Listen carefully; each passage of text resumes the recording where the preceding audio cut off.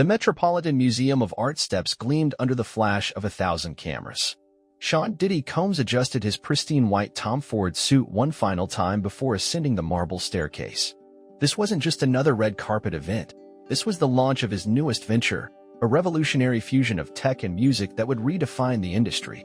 The suit wasn't just clothes, it was a statement, a $50,000 masterpiece that had been tailored to absolute perfection. Mr. Combs. Over here. The photographer's calls created a familiar symphony, one he'd conducted countless times before. Each step was practiced, each smile calibrated. The angles, the pose, the subtle tilt of his chin, everything was precisely as it should be. 25 years in the industry had taught him that perception wasn't just part of the game, it was the game. That's when he felt it, a subtle movement behind him, followed by a collective gasp from the crowd. Time seemed to slow as he turned, watching in horror as a full glass of red wine arced through the air like liquid rubies catching the light. Before he could react, before he could even process what was happening, the wine found its target, the center of his back, blooming across the white fabric like a malevolent flower. The cameras, which had been a steady stream of flashes, suddenly erupted into a frenzy. This wasn't just a photo opportunity anymore. This was news. The perfect Diddy, the king of composure, standing there with wine dripping down his custom suit. He could already see the headlines, the memes, the social media storm that would follow. "Oh my God, I'm so sorry." A young woman in a black cocktail dress stepped forward, empty wine glass still in hand, her face a mask of mortification. But something about her expression didn't quite match her words. Was there a hint of satisfaction in those eyes? Before he could get a better look, she disappeared into the crowd. Diddy's security team moved to intercept her, but he raised a hand to stop them. Years of business dealings had taught him to trust his instincts, and right now, those instincts were screaming that this was no accident. The timing was too perfect, the placement too precise. But why? And why tonight? "It's all good, it's all good," he announced to the crowd, flashing his signature smile. Inside, his mind was racing. The launch couldn't be delayed. There were investors, partners, and press from around the world waiting inside. But he couldn't walk into that room looking like this. His personal assistant was already on the phone, presumably trying to arrange for a replacement suit, but they both knew there wasn't time. That's when he noticed the note, stuck to the bottom of his shoe. Small, folded precisely, written on expensive paper. He palmed it smoothly, years of handling delicate business situations making the movement appear natural. In his private corner of the entrance hall, he unfolded it carefully. The emperor's new clothes weren't really invisible. He just cared too much about what others could see. "How much do you care, Diddy? Game on." He read it twice, then a third time. The paper was Crane and Company, the kind used for formal business correspondence. The handwriting was elegant, practiced, someone educated, someone with means. This wasn't just a prank, this was a challenge. But from whom? And why? His phone buzzed, a text from an unknown number. "Check your Instagram." He did, and there it was, a professionally shot video of the incident, already viral, already trending. The caption read, "Even kings can fall. But how do they get back up?" Stay tuned. #perfectly imperfect. The rational part of his brain told him to be angry, to find whoever was responsible and make them pay. But another part, a part he hadn't listened to in years, was intrigued. Someone had managed to orchestrate this entire scenario, to penetrate his security, to coordinate multiple players, all to what? Teach him a lesson? Make him look foolish? Or was there something else at play? His assistant appeared at his elbow with a garment bag. "Sir, we managed to find a backup suit, but..." She trailed off, biting her lip. But what? She unzipped the bag, revealing a suit that was everything his current one wasn't. Bold, colorful, almost playful. The kind of thing he might have worn 20 years ago, before he became more focused on boardrooms than recording booths. Another text buzzed through. "Sometimes the backup plan is the real plan. Choose wisely." Diddy looked at his wine-stained white suit in the mirror, then at the replacement. He had built an empire on making the right choices, on maintaining the perfect image. But standing there, with hundreds of eyes watching and cameras rolling, he felt something he hadn't experienced in years, genuine uncertainty. And somehow, surprisingly, it felt almost exciting. The bank of photographers waited, their cameras poised. The crowd of onlookers held their breath. And Sean Diddy Combs stood at a crossroads, facing a choice that seemed simultaneously trivial and monumental. Stay in the stained suit, projecting defiance but risking ridicule? Change into this loud statement piece that challenged everything his current image represented? Or find another way entirely? For the first time in decades, he didn't know what his next move would be. And that's when he realized this game, whatever it was, had already begun. Diddy stood in the private bathroom of the Met, his fingers tracing the edges of the colorful replacement suit. The fabric was exceptional, vintage Versace, if he wasn't mistaken. The kind of piece that belonged in a museum, not conveniently appearing just when he needed it. This wasn't just a backup plan. It was another move in whatever game he'd been drawn into. His phone hadn't stopped buzzing. Twitter was exploding with #Winegate. His PR team was in crisis mode, and the mysterious number kept sending cryptic messages, time's ticking. The emperor makes his choice in 10 minutes. He studied his reflection. The wine stain on his white suit had evolved into something almost artistic, a Rorschach test in Cabernet. His usual instinct would be to maintain control, to spin this into a power move. But something about the note's words kept echoing in his mind. How much do you care, Diddy? A knock at the door interrupted his thoughts. Mr. Combs? It was Marcus, his head of security. We've got something you need to see. The security feed showed the woman with the wine glass entering the Met 2 hours before the incident. She moved with purpose, clearly familiar with the building's layout.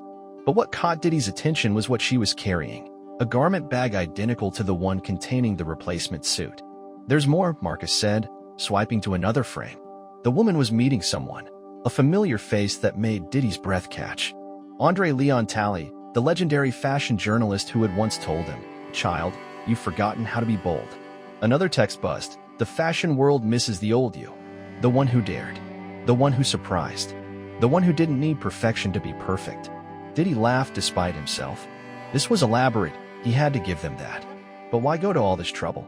His phone buzzed again, this time, a video call from his teenage daughters. "Daddy," they chorused. "We saw what happened. Are you okay?" He started to assure them he was fine, but his youngest cut him off. "Wait, is that the vintage Versace? The one from your old photos?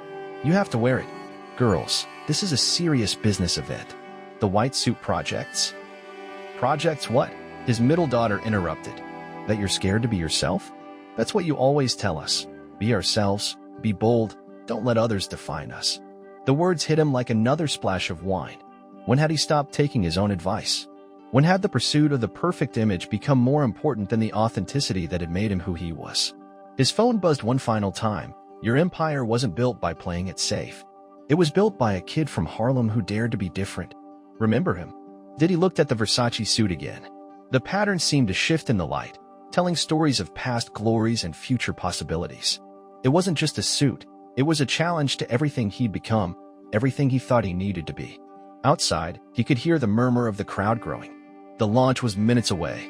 His team was waiting for instructions, his investors were waiting for their host, and somewhere out there, the architects of this elaborate scheme were waiting to see what he would do. That's when he noticed something in the Versace suit's pocket. Another note, this one written in a different hand. Fashion fades, style is eternal. But what style without soul? Make your choice. But remember, this is just the beginning. The real game starts inside. He reached for his phone, opened Instagram, and started a live stream. The emperor was about to make his choice, but not before rewriting the rules of the game. The whole world was watching, waiting to see how Diddy would handle this crisis. But for the first time in years, he wasn't thinking about what they would see. He was thinking about what they would feel. Sometimes, he realized, the biggest power move isn't maintaining perfect control. It's knowing when to let go of it entirely. His fingers moved to his bow tie, and a smile spread across his face. If they wanted a show, he was going to give them one they'd never forget. Because Sean Diddy Combs hadn't built an empire by following the rules. He'd built it by breaking them in style. The game was indeed on, but now he was playing it his way. And this was just the opening move. The Met's Great Hall fell silent as Diddy made his entrance. He hadn't just changed into the vintage Versace suit. He'd transformed it. The wine-stained white jacket was now draped casually over his shoulders, creating a stark contrast with the vibrant patterns beneath. The combination shouldn't have worked, but somehow it did, telling a story of tradition meeting rebellion, of perfection embracing chaos. His Instagram live count hit 1 million viewers as he strode through the hall. Comments flooded in. Did this man just turn a PR nightmare into a fashion moment? That's the Diddy we remember. Is anyone else getting the feeling there's more to this story? They had no idea. The launch event for his new tech platform was being held in the Temple of Dendur, the ancient Egyptian monument serving as a dramatic backdrop for what was supposed to be a carefully orchestrated presentation. But as Diddy approached the entrance, he spotted another familiar face. Naomi Campbell, perched elegantly on the edge of a display case, wearing the exact same shade of red as the wine that had stained his suit. "Hello, Sean," she said, her smile both warm and mysterious. "Nice recovery. But tell me, do you really think changing your outfit is enough to win this game?" Before he could respond, the lights in the temple dimmed. The massive screens meant to showcase his new technology platform flickered to life, but instead of the planned presentation, they displayed a montage. Diddy through the years. Young Sean Combs dancing in the street. Puff Daddy revolutionizing music videos. P. Diddy turning fashion shows into performances. Each image represented a moment when he'd changed the game by being unafraid to be himself. The final slide read, "You built an empire by breaking boundaries. Now your empire has become your boundary. Round 2 begins now." The assembled crowd of tech investors, fashion elite, and media personalities murmured in confusion. This wasn't the polished product launch they'd expected. Diddy's team rushed to regain control of the systems, but every screen, every speaker, even the temple's atmospheric lighting seemed to have a mind of its own. That's when he spotted Andre Leon Talley again, now standing beside a small control panel near the temple's entrance. Their eyes met, and Andre gave him a slight nod. "Sometimes," Andre called out, his voice carrying across the hall, "the best way to launch something new is to remember something old." The screens shifted again, now showing live feeds of the event from multiple angles. Diddy realized with a start that he was no longer just the host of this event. He was its subject. The game, whatever it was, had turned his product launch into performance art. His phone buzzed with another text. "The temple's yours for the next hour. The world is watching. Show them what happens when Sean Combs stops performing perfection and starts being real. Oh, and you might want to check the sarcophagus." The ancient sarcophagus in the center of the temple had been part of the decor, but now Diddy noticed a soft glow emanating from within it. As he approached, he could hear music playing, the original rough mix of his first hit, with all its beautiful imperfections still intact. The crowd had grown silent, watching his every move. His investors were probably having heart attacks. His PR team was likely drafting resignations. But for the first time in years, Diddy felt truly alive. This wasn't just chaos, it was opportunity. Someone had gone to extraordinary lengths to remind him of who he used to be, not to embarrass him, but to free him. He picked up a microphone, his mind racing with possibilities. The tech platform he'd planned to launch was all about perfecting the music creation process, about using AI and algorithms to create flawless productions. But standing there, listening to the raw emotion in that old track, he suddenly understood what he'd been missing. "Ladies and gentlemen," he began, his voice echoing through the temple. "I came here tonight to launch a platform that promised perfection. But I think it's time we had a different conversation about what happens when we stop trying to be perfect and start trying to be real." The screens around him shifted again, responding to his words as if by magic. Andre smiled from his position by the control panel, and Naomi raised her glass in a subtle toast. Somewhere in the crowd, he caught a glimpse of the woman who'd spilled the wine, now standing with a group of familiar faces from his past. People who'd known him when his only concern was making great music, not maintaining a perfect image. His phone buzzed one final time. Round 2 is about reconciling who you were with who you've become. The next hour will write tomorrow's headlines. Make them worth reading. Diddy looked out at the crowd, at the ancient temple walls, at the perfectly imperfect situation he found himself in. They wanted a show? He was about to give them a revolution. Because sometimes the best way to move forward is to remember where you came from. And Sean Combs had come from a place where rules were meant to be broken, where imperfection was an art form, and where authenticity always trumped appearance. The game was no longer about winning or losing. It was about remembering. And as the opening beats of that old track filled the temple, Diddy prepared to show the world what happens when you stop playing someone else's game and start playing your own. The Temple of Dendur had never seen anything like this.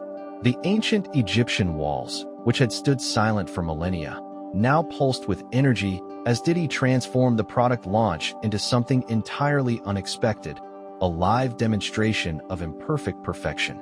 Instead of showcasing his AI-driven music platform's ability to create flawless productions, he was now doing the opposite.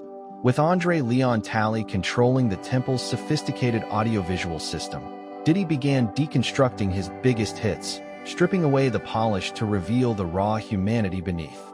"Listen to this," he said, as the opening of "I'll Be Missing You" filled the space. First, the perfect album version played.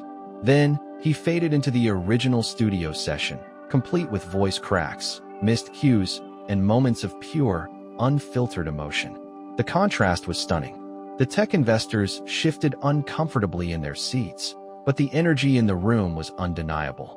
The journalists who had come expecting to write about another startup launch were now witnessing something far more newsworthy. The moment a music mogul chose authenticity over algorithm. That's when the next twist arrived. The massive screens suddenly split into a grid, each section showing a different recording studio around the world. In each one, artists, some famous, some unknown, were waiting, live and unfiltered. His phone buzzed. Round 3. Show them what real collaboration looks like. No filters, no fixes, just flow. Diddy laughed out loud, finally understanding.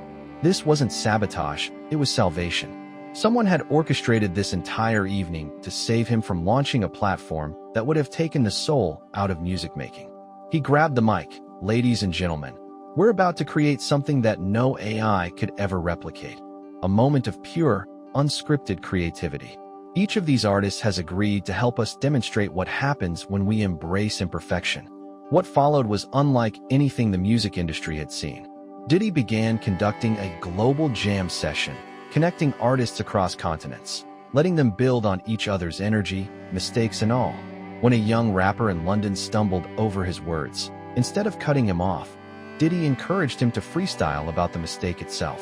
When the beat dropped out from a studio in Tokyo, the artists turned the technical glitch into a dramatic pause that gave the whole piece new meaning. The crowd was mesmerized. Even the tech investors had stopped checking their phones, drawn into the raw energy of genuine human collaboration. This wasn't the future of music they had invested in. It was something far more valuable. Naomi Campbell appeared at his side, now holding a tablet that displayed real-time social media reactions. The hashtag perfectly imperfect was trending worldwide, with millions sharing their own stories of finding beauty in flaws, strength in vulnerability. "Ready for the final revelation?" she whispered, nodding toward the back of the temple. There, emerging from the shadows, came the architect of the entire evening, Jay-Z, one of his oldest friends and occasionally fiercest rivals. Behind him stood the woman with the wine glass, who Diddy now recognized as Jay's niece, an up-and-coming performance artist known for her elaborate social commentaries. Jay approached the makeshift stage, his presence commanding immediate attention. "Sometimes," he said, his voice carrying across the temple, "your worst enemy is your own success. You built an empire by breaking rules, Sean. Then you started building rules to protect the empire." The screens filled with images from their shared history. Two young men from the streets who had transformed the music industry by refusing to play by anyone else's rules. Then came newer images, boardroom meetings, corporate acquisitions, perfectly choreographed public appearances. "The wine wasn't meant to stain your suit," Jay continued. "It was meant to wash away the illusion. The Sean Combs I knew didn't chase perfection. He chased revolution. And looking around this room right now, I'd say he just found it again." Diddy looked out at the scene he had helped create. Ancient walls vibrating with new energy, technology being used to celebrate human imperfection rather than eliminate it, barriers between artists and genres dissolving in real time. This wasn't just a product launch gone wrong. It was a movement being born. His phone buzzed one last time. "Final round begins in 5 minutes. Hope you remember how to dance in the rain."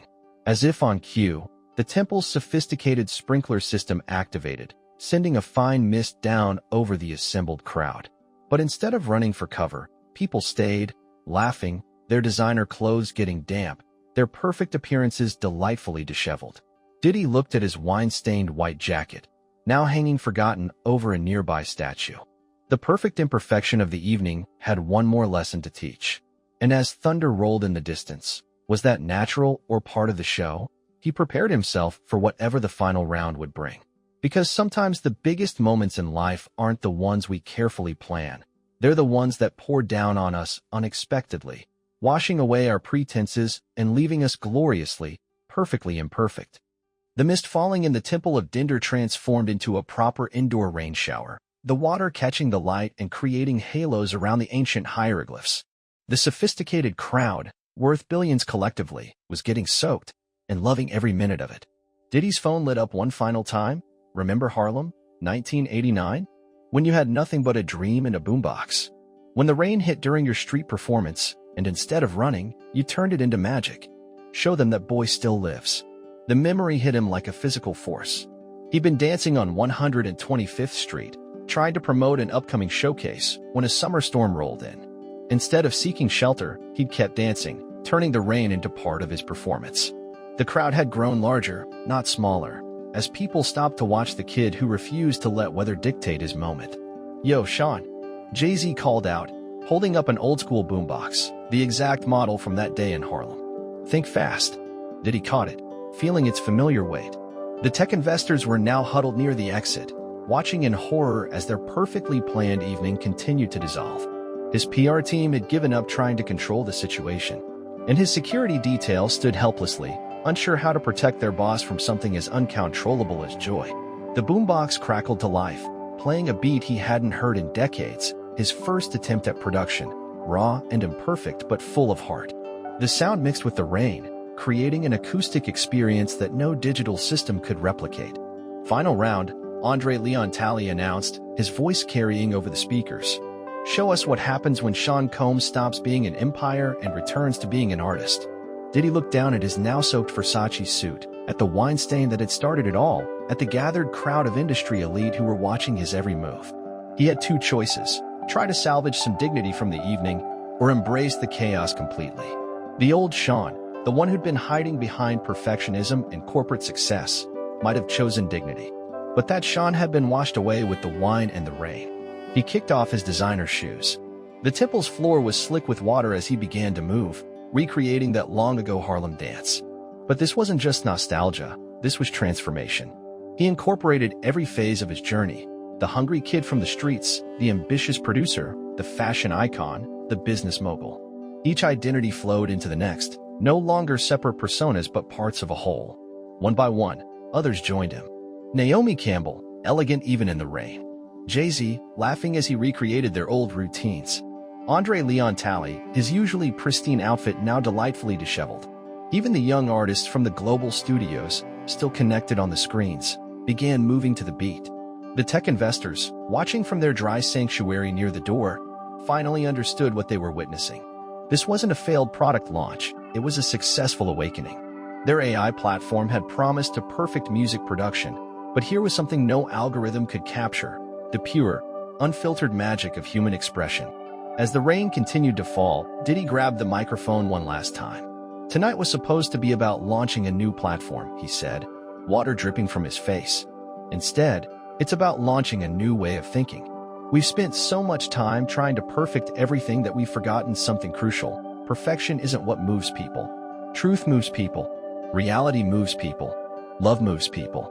He gestured to the temple around them, to the ancient walls that had witnessed this modern transformation.